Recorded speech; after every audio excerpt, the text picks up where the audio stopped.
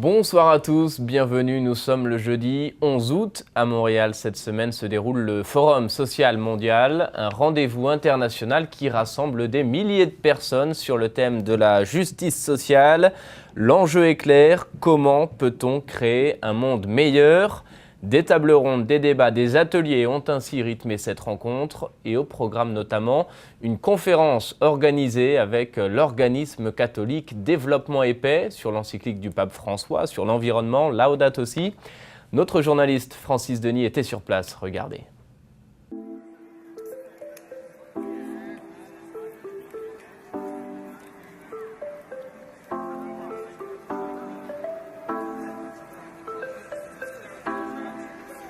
Tu nous parler un peu de l'implication de Développement et Paix dans le Forum social mondial? Bien, évidemment, comme le forum est à Montréal, il y avait un appel ou une provocation à savoir quel rôle on jouerait, comment on pourrait appuyer la démarche. Évidemment, on ne veut pas être propriétaire de l'ensemble de ce qui se dit au forum, mais on sentait qu'il y avait une place pour la voix de l'Église ou de l'action sociale de l'Église au forum et on voulait l'occuper. Alors, on a un peu forcé notre espace pour s'assurer de faire le lien entre les enjeux de justice sociale tels que nous, on les comprenons, comme chrétiens, comme catholiques engagés, et pour avoir cette conversation avec le reste de la société civile. Le thème d'aujourd'hui, c'était Laudato Si, donc l'encyclique du pape sur la maison commune, et en lien avec ce changement de paradigme, le changement du modèle dominant qu'on appelle souvent néolibéral, qui fait beaucoup de mal à la planète et aux gens, aux êtres humains. Donc, c'était un peu d'amener une réflexion à la fois théologique, mais surtout sociale, des enjeux écologiques et humains, et de voir comment cette encyclique-là peut nous inspirer à l'action en tant que chrétiens, en tant qu'être humain. Une des questions, évidemment, c'était comment on va être plus engagé politiquement, comment faire un bruit stratégique, on dit, comment suivre nos valeurs et les mettre en action. Donc, pas juste contemplativement, mais vraiment dans l'action, dans la vérité, dans les rues, et de demander un changement. Dans le relationnel, remettre sur le devant la connexion entre êtres humains et la nature, la qualité sacrée de cette vie autour de la Terre qu'on a un peu oubliée, on s'est aliénés nous-mêmes. Donc, comment reprendre conscience de cette connexion entre nous, entre êtres humains, dans nos sociétés, et les gestes qu'on peut poser à la fois au plan individuel, dans la communauté, dans nos églises et dans nos sociétés. Les choix qu'on est en train de faire, qui sont en train de faire tellement de mal au reste de la planète. L'encyclique Laudato Si propose vraiment un plan d'action assez concret, donc on peut aller directement dans ces actions-là.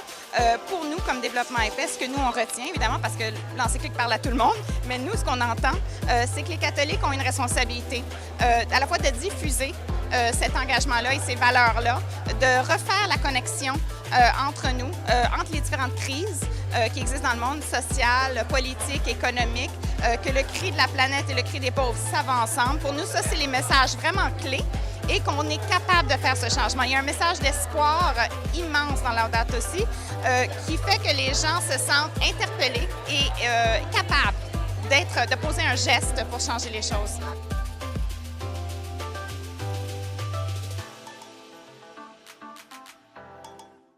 Et puis à Rome, cette fois-ci, le pape a reçu aujourd'hui une vingtaine de réfugiés syriens. Le Saint-Père les a invités à déjeuner dans sa résidence à la Maison Sainte-Marthe au Vatican.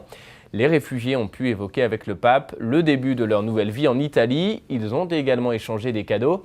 On écoute un résumé de cette rencontre. À midi, ce jeudi, pour le déjeuner, le pape invite autour de la table un groupe de 21 réfugiés syriens.